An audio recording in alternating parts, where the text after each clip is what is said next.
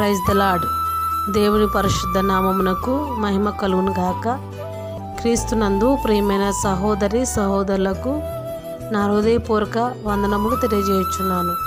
ఈరోజు దేవుని వాగ్దానం, నిశ్చయముగా ముందుగతి రానే వచ్చును, నీ ఆశ భంగము కానేరదు.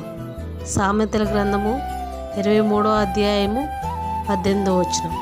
ప్రియమైన సహోదరి సహోదరులారా, ప్రతిరోజు వాగ్దానం వింటున్న మీ అందరికీ నా హృదయపూర్వక వందనములు తెలియజేయుచున్నాను.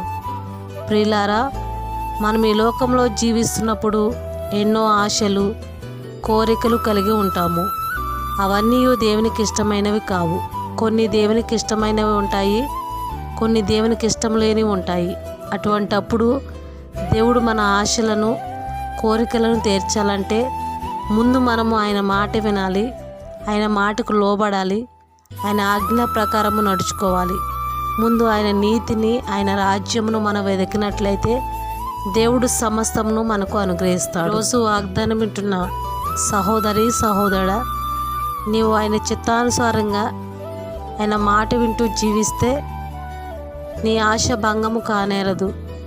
క్రీస్తు యేసునందు మహిమలో నీ ప్రతి ఆశను కోరికను దేవుడు తీరుస్తాడు. ఈరోజు ఈ వాగ్దానము దేవుడు మన పట్ల నెరవేర్చునుగాక. ఆమేన్, ఆమేన్.